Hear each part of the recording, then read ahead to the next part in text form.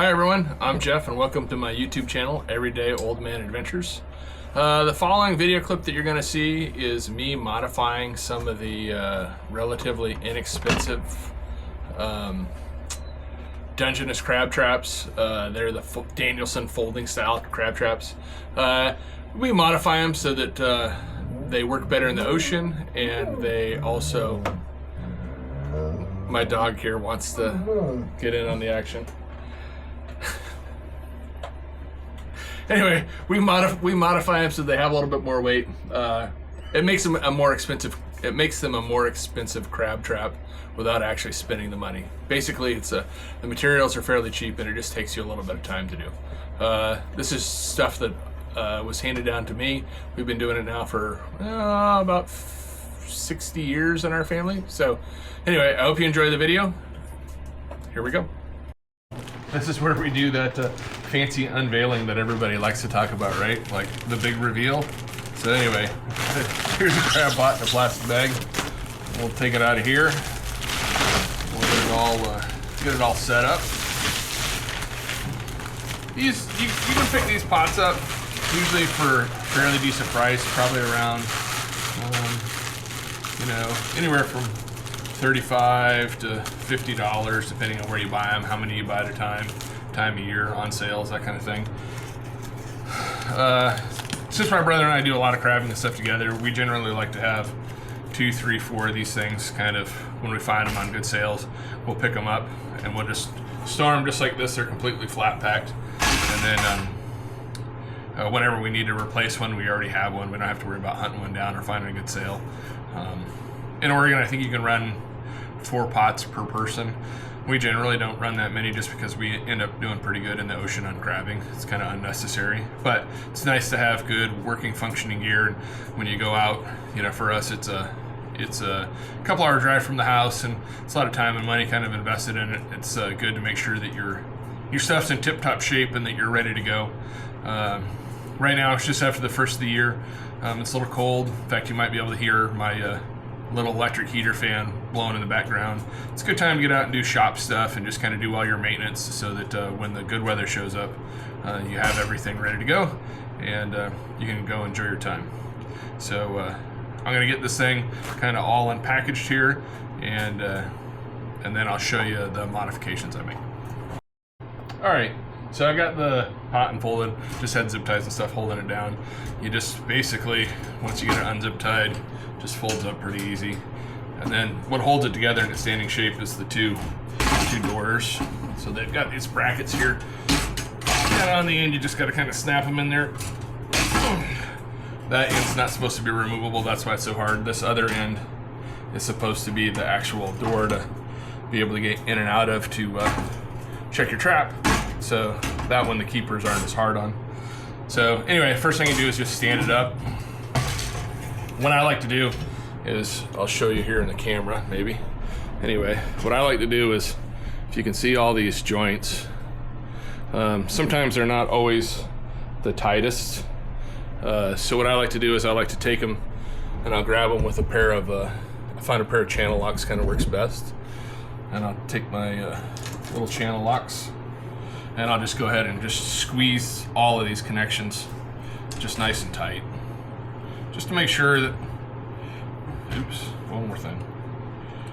Just to make sure that they don't try to fold apart. Now normally, I've never really kind of had issues with the traps coming apart, but what I have seen in the past is that if you're using the bait that you're using, if you're using like a fish carcass, salmon carcass, of course that kind of stuff kind of works best for crabbing, that you get seals, and the seals will come down and they'll grab your pot and they'll shake the shit out of them, and that's generally when they end up coming apart. So if I just make sure that everything's squeezed nice and tight, then I won't have to worry about it coming apart in the future.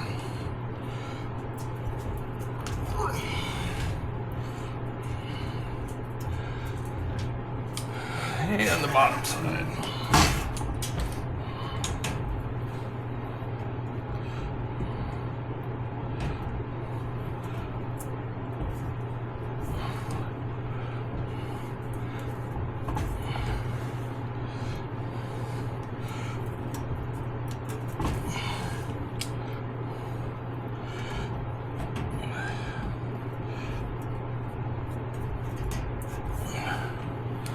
I guess this is where I should learn in my editing that I shouldn't bore you with me just doing mundane tasks and learn to edit.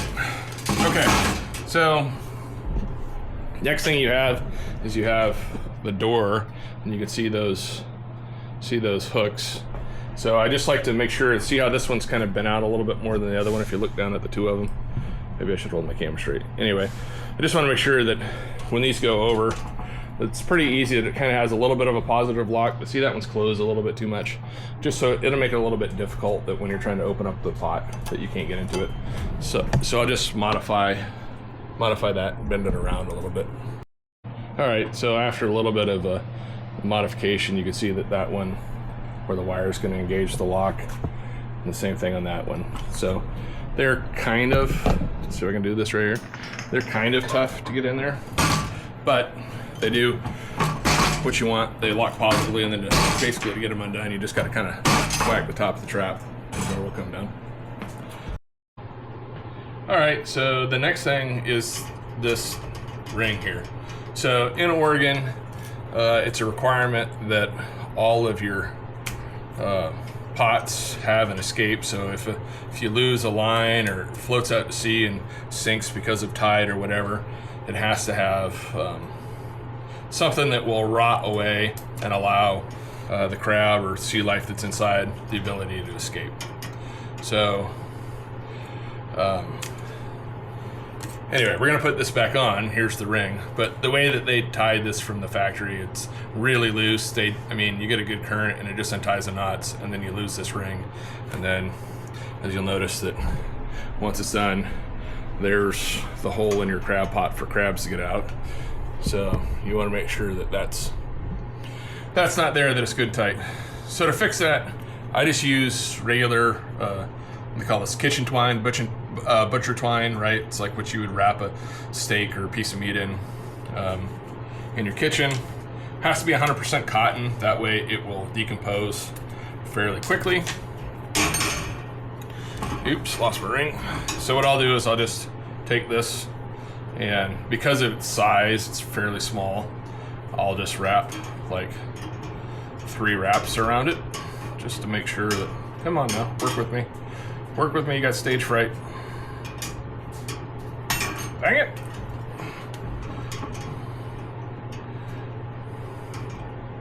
Let's see, how can I get this to sit? There we go. Well, that didn't work. Anyway, I'm gonna wrap this about 3 times around here. There's 1. There's 2. There's 3. And then to finish it off, once it's nice and tight, I'll just use a square knot. So left over right, right over left. There's my square knot. When I'm done, I'll go back and cut off all these tag ends. So there's 1.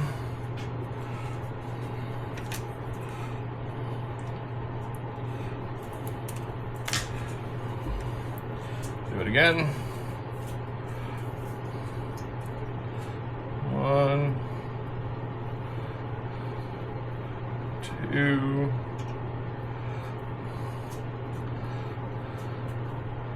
3. 3 wraps. Left over right, right over left. Square knot again. Okay, you can already see that ring's getting way more positively locked than these ties that they had on there before. Get some more string. This is where I'll do my editing. I'll do a speed up, or I'll try as I learn. So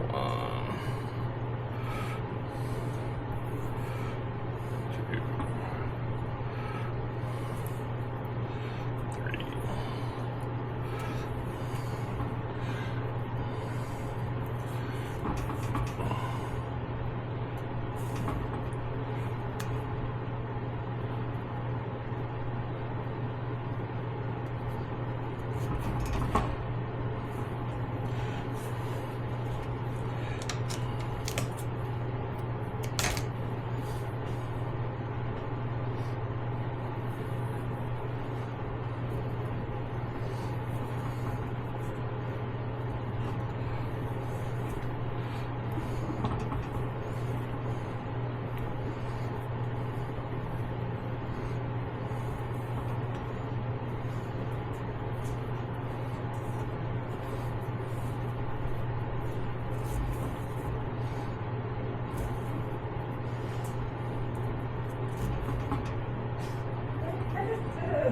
The ring is on there. It's modified. It's nice and tight now.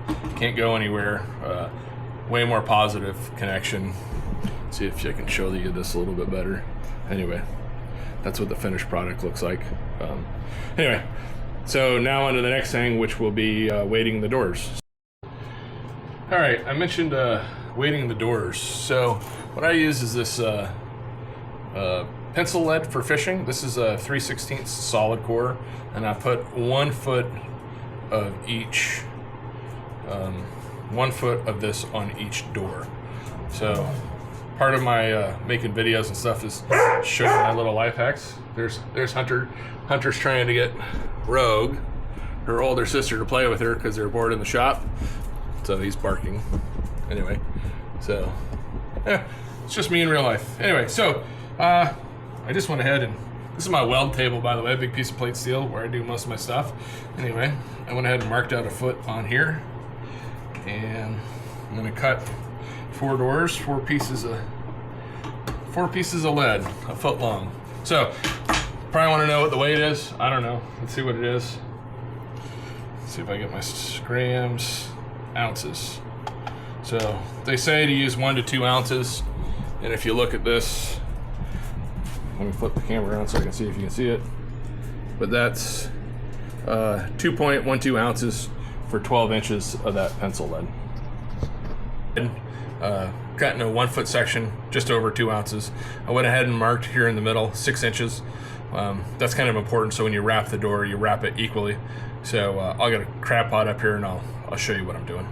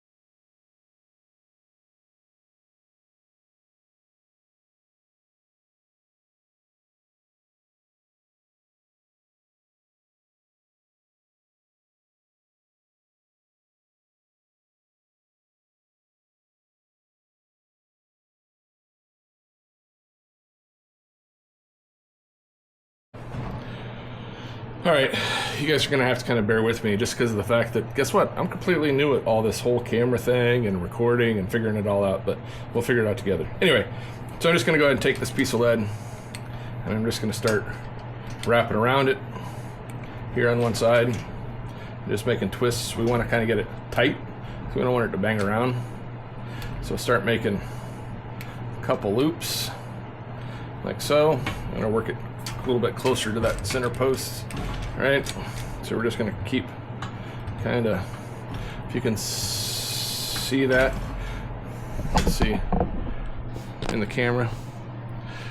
Yeah, see how we're starting to make loops, tight loops around it.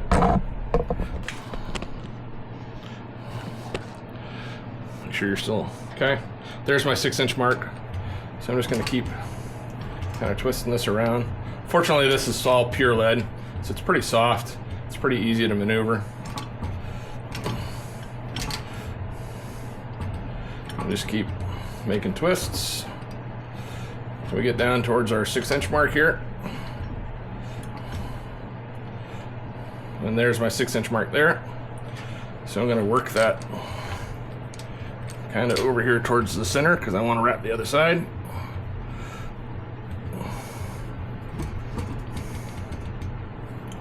Okay, then I'll just cross this over underneath here, and I'm going to start doing the exact same thing kind of on the other side. Sure we get it kind of tight there. And here's my pliers. I'll take these and I'll just kind of tighten up that loop. I'm just kind of twisting it around there, make sure it's tight. This side's a little bit more difficult because you can't just work the wire around. You got to push it back through each time, but it takes a little more practice. You'll get good at it.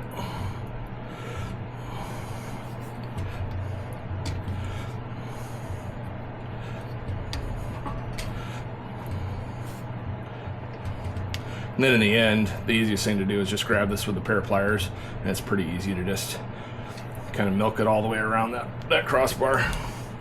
So we'll grab our pliers here, and we'll tighten it up. Start tightening up those loops. Make sure we get our tag ends here kind of nice and tight up against it. That one's good. I like to grab the whole thing, kind of squish the coils together.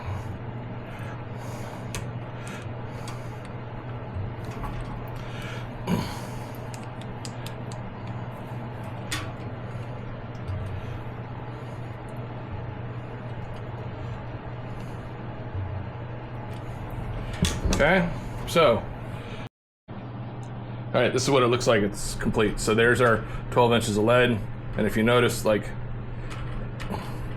I know you're not going to see it on the camera, but there's more resistance now that lead, that we have more weight away from our hinges, right? So especially the further you kind of get out, it's out here, just has just that much more resistance on it to basically allow those doors to stay closed. I know that there's a little bit more surface area on there, and yeah, current's going to push that and do a little bit more, but definitely the further that you get away up here, you know, the heavier it is to pick up those doors. So there's one door down, and then we'll just do the other 3 doors. So I'll bring it back in the video once I have all those done. All right, so if you see now, I have all the doors have lead weights on them. They're all set up. Gives it just that little bit more resistance. So the next thing to do is build a bridle for the top of the pot. So I'll start laying out some rope, and I'll bring you back in on the action when I start making up the bridle. So let's talk a little bit about rope. So I'm gonna make the harness for the top of the crab pot. I like to make my own harnesses. I don't know, I'm kind of cheap. I've got time on my hands. So what I'm gonna do is I'm gonna cut this 3-strand nylon. I think this is a 3/8 rope, and I'm gonna tie up a 4-legged bridle, which I'll show you, which goes on top of the crab pot. You can buy bridles with the hooks. In the past, I've had experiences with the hooks breaking and stuff on the bridles. I've never lost a pot because of it, but given enough time, I mean, they will rust out and wear out like anything else.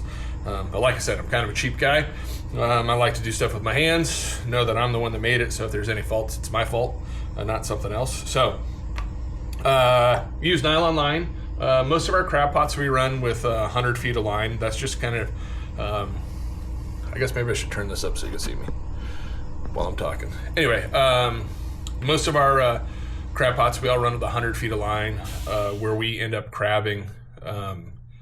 The water depth is usually in the 75, between 60 and 80 feet of water. 100 feet's good with us. We run 100 feet of line.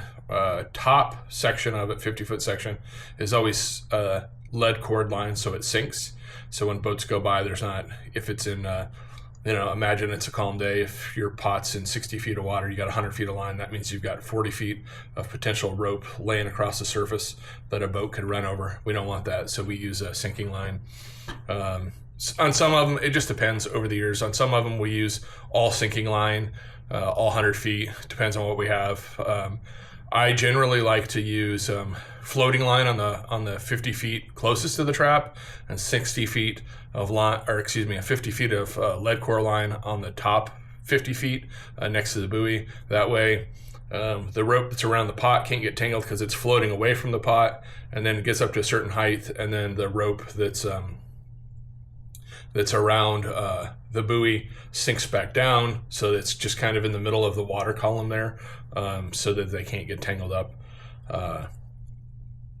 Either way, you don't have the line on the top for boat run over, and you don't have the line weighted down on the bottom where it could get wrapped around rocks, or it could get wrapped around the pot or whatever and cause you problems. So I'm going to start making up this bridle. So one of the tricks that I've learned over the years is cutting this rope. So kind of the easiest thing to do. I've got my mark right here. I've already measured out 2 legs. So we'll take our propane torch, and I'll take this heavy duty putty knife, and I'll heat up one edge here.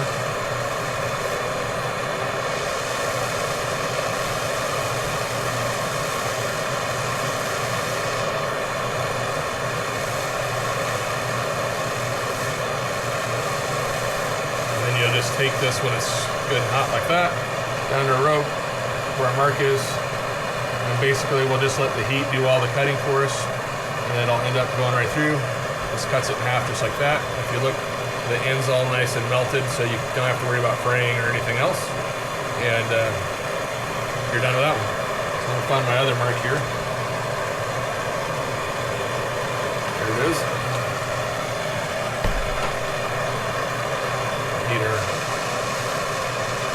Heat our cutter back up here.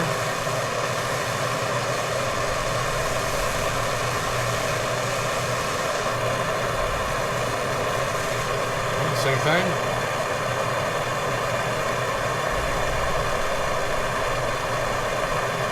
Okay. Be careful, that's still hot. You can probably maybe see the smoke rolling off of it. I'm on a steel table here. This is my weld table. So I'm going to set this over here out of the way, away from me so I don't burn myself. So now I have two pieces of rope, same length.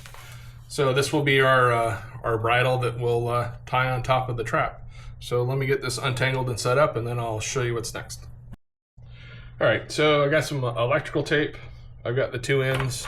This is what I'm going to be using. This big steel ring is what I'll put in this bridle as our connection point for our buoy rope.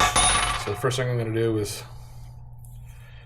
take these 2 ends that I've got together, and I'm just going to tape them together so that I don't lose track of making sure that everything's the same length.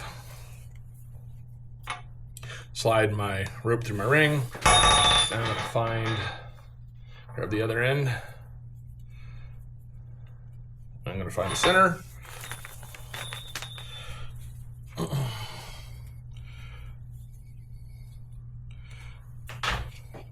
Okay, there's the,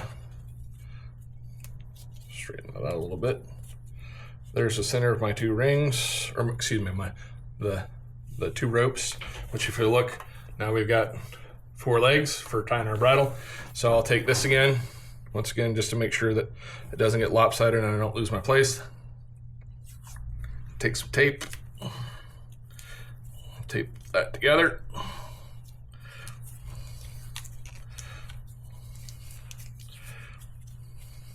Stuff like using tape is probably not necessary. Maybe making them kind of as fancy as I end up making them isn't necessary. Once again, I do this, turn that up again. Once again, I end up doing this, you know, once every, I'll be honest with you, a pot probably lasts us anywhere from 6 to 10 years. So this year, I'm replacing 3 pots. I did one over the last couple days. And now I'm showing you guys this is number 2, and then I have 1 more to do. Anyway, it's not difficult. Taking the time, like I said, figure I might as well just do it the right way. So this is the way that I end up doing it. All right, so like I said, I got the 4 legs of my bridle. Take off this piece of tape here. Garbage. Down here on my table, I already have measured out marks. So this is 6 inches. So I'm going to mark each one of these legs at 6 inches. And then basically what I'm going to do is I'm going to use an eye splice, And I'm gonna eye splice this back onto the pot. So we'll mark off 6 inches on each one, and we'll tape the legs up so they can't unravel anymore.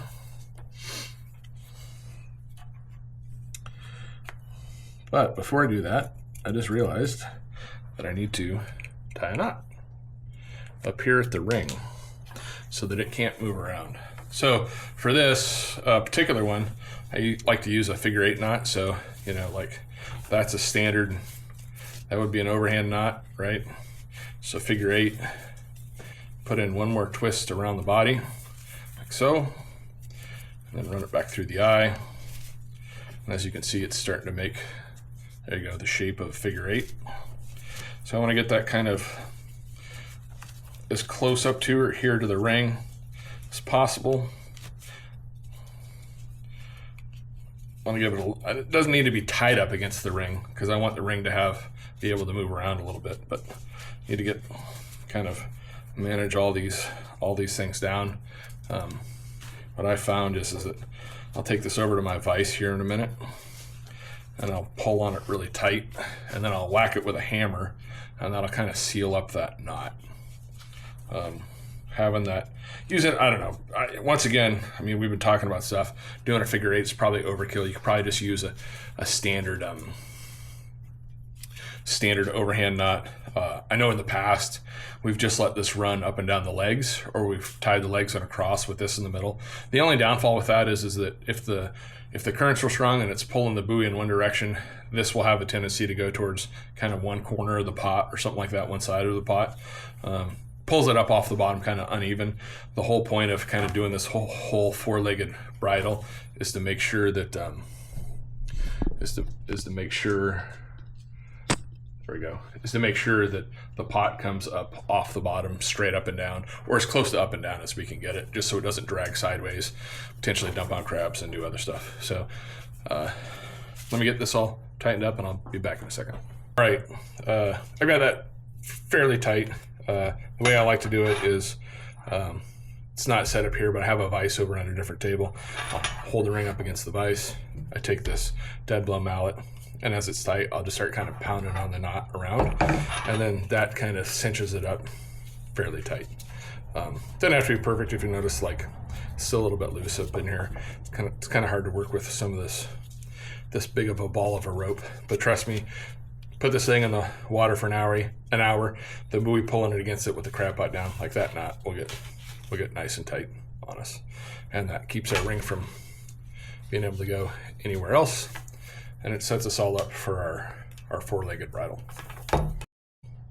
So in preparation for our splices, we're gonna need to unwind this end of the rope. So I have my 6-inch mark, and I'll take a piece of electrical tape here and wrap it real tight around it on the edge there, and that will keep it from unraveling any further than we want to. As you see those melted in, should just be able to kind of, sometimes it's kind of hard to break those melts, but should be able to just kind of untwist that. See there, it's broken off. We're gonna unwind this down to the end. Same thing with those two. So we'll make all 4 of our ends eventually look like that. I don't do the other ones until I get the pot up here, and then when I got to do the loop, and then that way there's just not a whole bunch of these frayed ends all in around. And then I'll go ahead and do a 3-strand eye splice, which I'll show you here in a minute, on the pot and attach to the 4 corners. Then that'll make our 4-legged bridle. Anybody have a German Shepherd that she likes to talk and whine? So you might hear in the background. Anyway, so the next thing I'm gonna do is I'm gonna splice in. I'm not gonna bore you with that. Anyway, I'm gonna end up splicing in a loop on our pot for a 4-legged bridle. This is the door side. It's here. I always like to start with the door side first. Obviously, you don't want to run your splice through the door. You'll never get your door open. So I'll go to the corner outside the door. If you look, let me bring you in here a little closer here. If you look, I will grab the top panel here and the side panel in my loop. So my loop will end up looking something like this. That way I'll allow access to the door. I'll show you the other loops when I do them in the back. But anyway, when you end up doing all of these, the bridle will then connect all the panels together, just kind of as a safety. Remember I mentioned that, like, if one of the door pops open, well, with the loops tied through here, even if the other corner brackets come off, the trap can't come open. The only place it can come open would be at the door, which of course you're going to want to be able to get it, and then realistically the bottom. But never had that problem where the bottom's falling off. Like I said, I have had instances where with the bait cage inside, a seal will grab the top and shake the crap out of it, trying to get in there to the bait. But this way they always hold up pretty good. So this is just going to be your standard I-splice for 3-strand rope. I'm not really going to go into all of that. Shoot, there's another couple hour tutorial. There's lots of good information, lots of good videos on the web about doing them.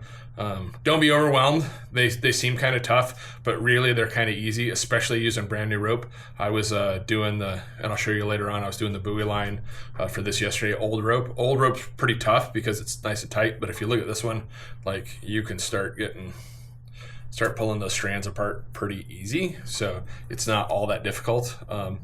You know, I'm 50 years old. My fingers get a little bit tired.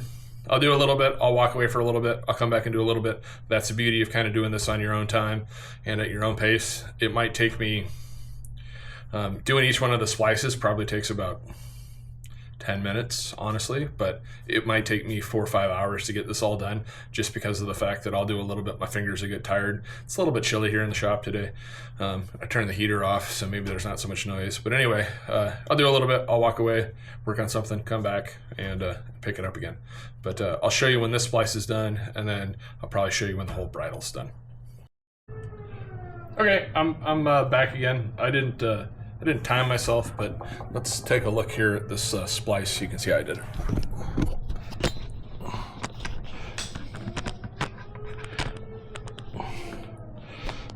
So anyway, as you notice, I grabbed the two sections, top of the pot, the door, there's a splice.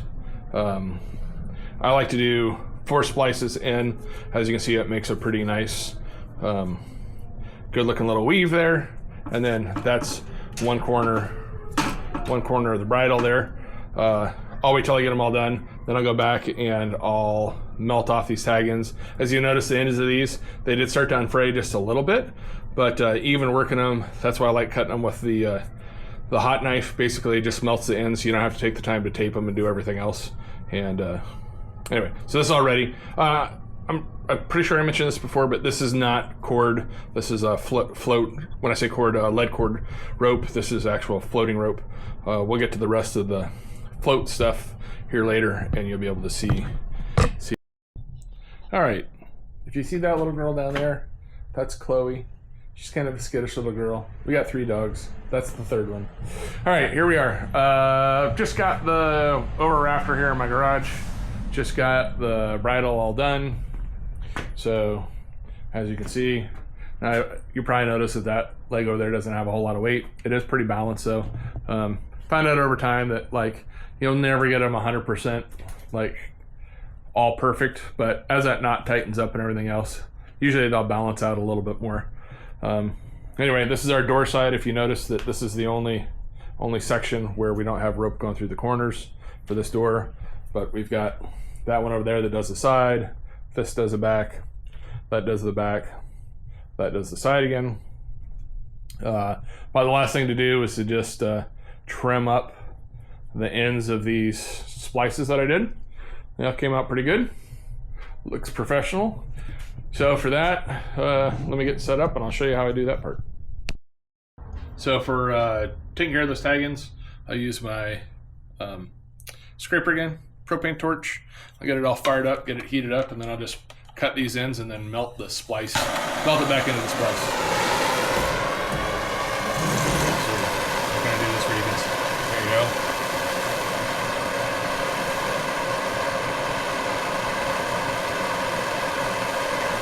Careful when you do this. It's, you know, you're melting plastic. It's hot. If you don't have crusty old man hands like mine that have lots of calluses and stuff everywhere, then you might want to wear some gloves. Keep yourself from getting burned. So we get our piece good and hot here, and I'll just grab a tag in like that. I'm not going to melt it right at the rope. If you'll notice, if you can see that in the camera, I left just a little bit of it sitting up because I'm going to melt it back in the splice. When I suggest that you do this, get a really heavy putty knife. It holds the heat a lot better, makes it pretty easy to cut these off.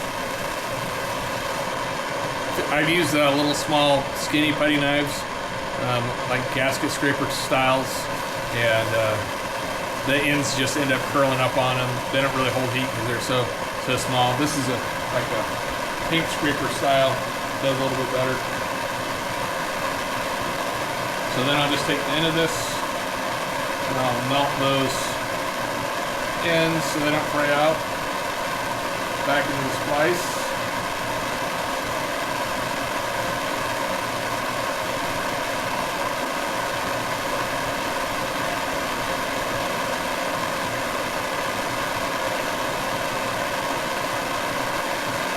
And I'll do that on the next core. Here, let me show you what that one looks like here.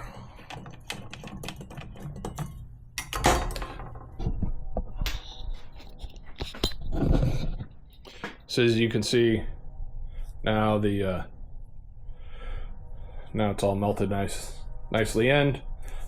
You touch it, no sharp edges, all that kind of stuff. So let me do the other three. We've got all the tag ends all melted off. Everything looks good. Last two things to do to this trap is we're going to be adding the bait cage to the bottom of it, and then also we add a secondary weight. Because these traps are so thin, unlike commercials that are made out of like 1/2-inch rebar, we add old pig iron, old window sash weights into them that make sure that they resist the current when they're on the bottom a little bit more. So let me get you set up and I'll show you how I attach that stuff. As I mentioned, one of the next things that we're going to do is add the bait cage. Here's what a bait cage looks like. Basically, it's just going to go in the bottom of it, has a door, you can load it with your bait. We generally use fish carcasses that we've caught. Anyway, and it's going to go to the inside the bottom of the trap for the crabs. I prefer, there's a couple different styles of these. I prefer kind of this triangular shaped one with the tight mesh. And the reason I like the tight mesh over the Eagle Claw makes one that I think it's about a 1-inch by 1-inch instead of these 1/2-inch squares. In our area, we have a lot of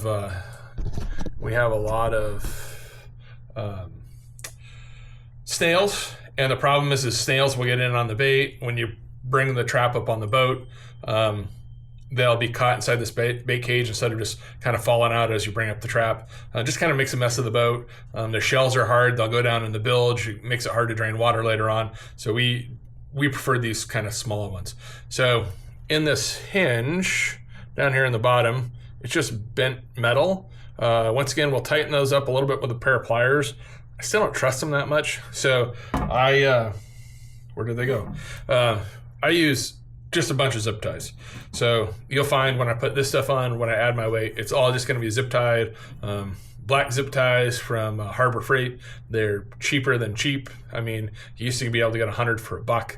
I think with the price of stuff, maybe it's $2 now. But anyway, it's not going to be super tight when I put it on, but I'm just going to zip tie this on here so you can see. Just kind of snug. And then that way, that makes sure that, once again, we don't have any issues with the cage door coming off. In fact, get one more. Put one more of them here in the middle. And then the bait cage will just kind of spin around those. So my door still works good. Tighten it up just a little bit. All right, and then if you've never bought a set of these, buy a set. Little tiny wire snips. But when you do zip ties, I don't know if you've ever like worked around zip ties, but if you don't cut them completely flush, you make a knife that will just like gouge your skin off. So these things, you'll get flush down here to the end of it, and it will nip them off, and you won't have any sharp surfaces anywhere. And I don't know if you can see that there, but I mean, you can run your finger over those now, and there's nothing sharp there. It's just that square. It cuts them off that flush, and you won't have any issues with damage yourself later on. So that's we've got that done. The only other mod is that it comes with this piece of bungee, and that bungee is what latches the bait door closed. So I'll show you what I do with this guy next, and then getting it all tied up, and then the bait cage will be done.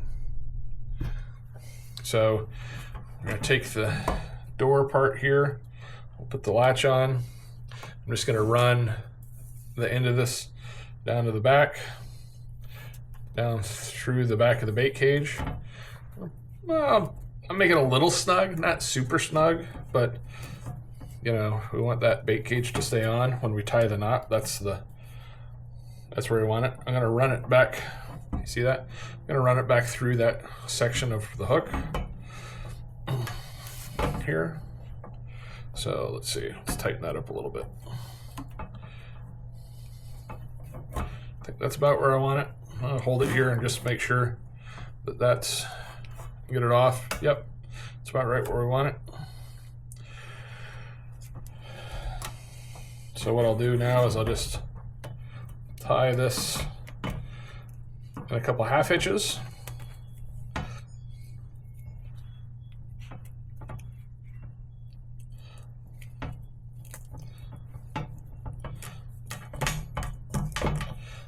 Make sure that it stays.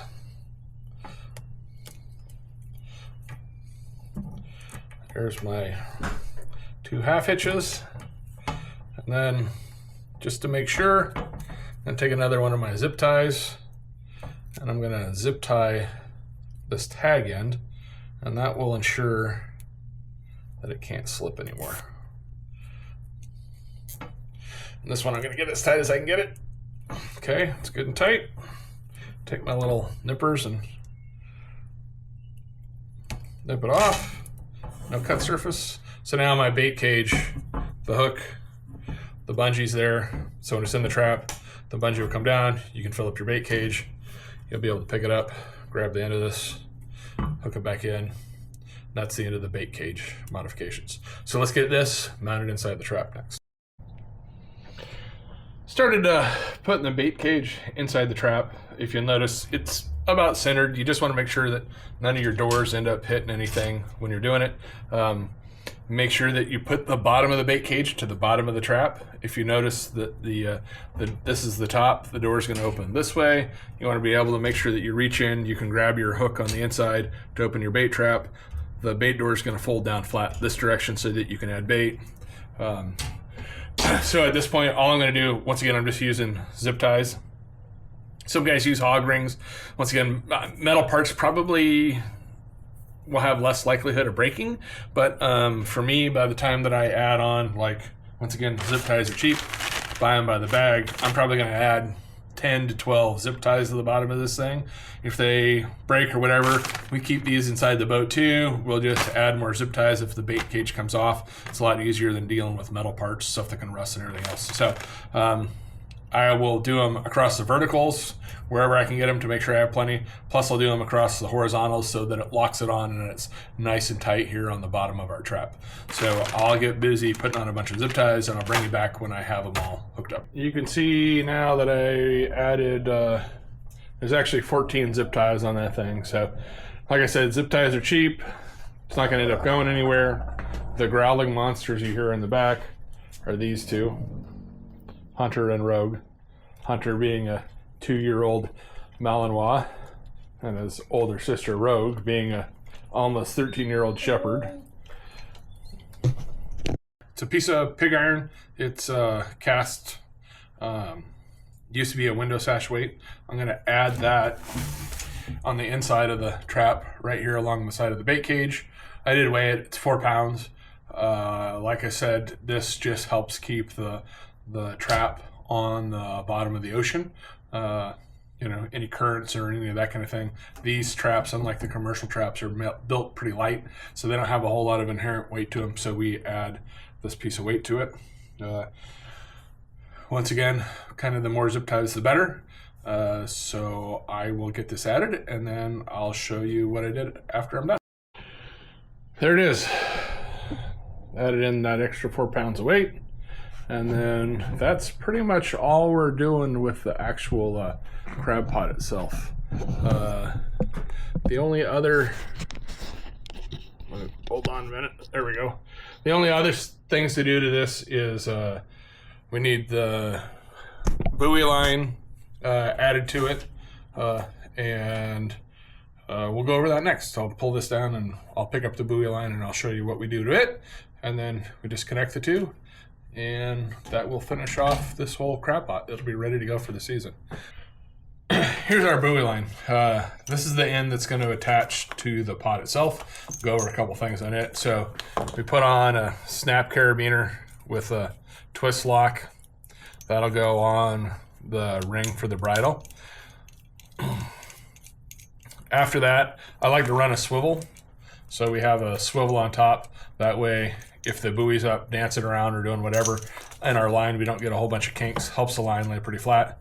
Just a positive connection, in this case a steel piece that can be changed out between, as you'll notice I spliced an eye on this end of the rope, but that way in case something goes wrong with the swivel.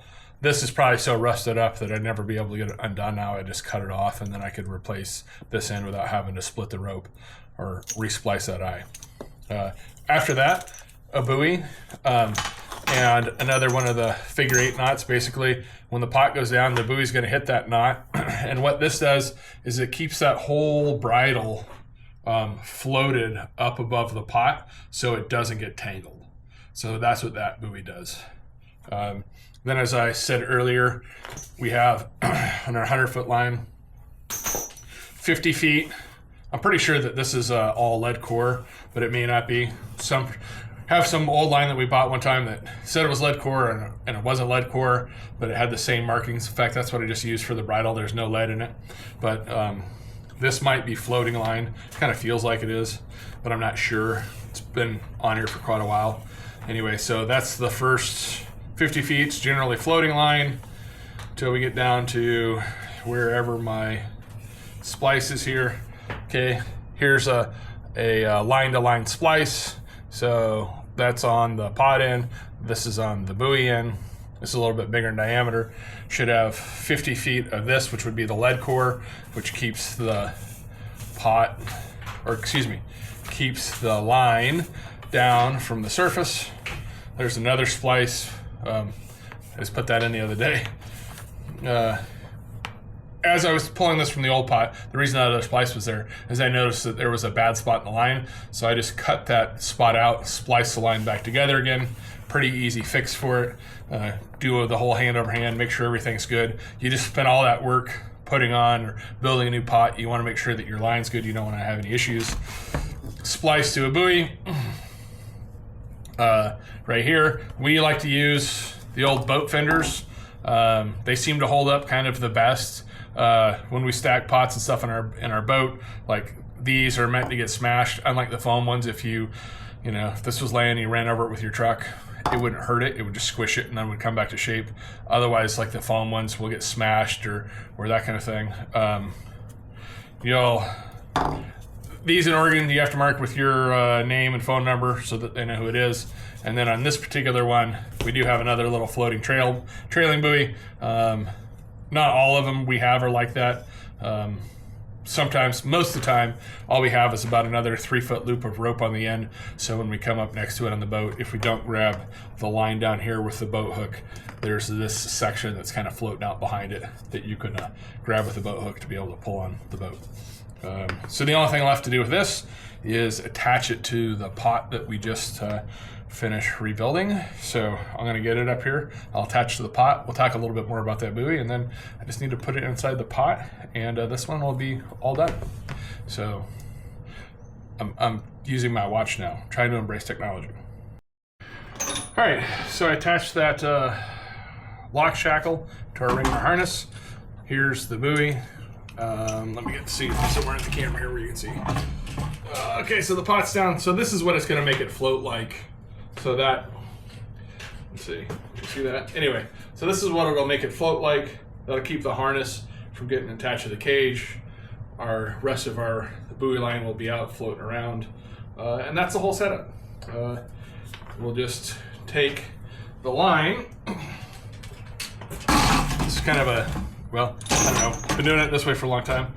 But I don't coil the line up, I don't twist it up, I don't do anything else. I grab it in a mass and I just stuff it inside the pot. I found that if you coil, start putting twists to the line and everything else, there's a lot more likelihood that it's gonna get all tangled. So we just take the line the way we've always done it, and we just stuff it in the pot. When it's time to deploy the pot, you know, first thing we'll do is we'll pull all that out so that we can bait it. But I'm just gonna grab it up here in a big bundle and we'll just stuff it inside.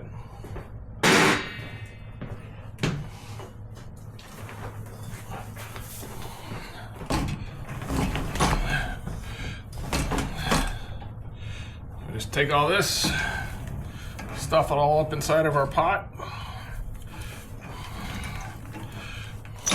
Should be able to, hopefully this is kind of the hope that all that can go in there. Just the ring's kind of left on the outside. Lock our door back in. There it is. Now it's locked. And now all of our stuff is all in one nice compact unit, easy to stack and work with. And that's it. Can you see my German Shepherd having fun behind me? It's hard to believe that she's 12. Anyway, hope you enjoyed the video on how we modify crab traps, I guess I should say. What do you do? Do you modify yours? Do you run them factory? Do you buy the expensive ones? Let me know. Throw a comment down below. Let's talk about it. As always, I don't know everything, and I'm always willing to learn something new from someone else. Anyway, I'll see you on the next video. Thank you.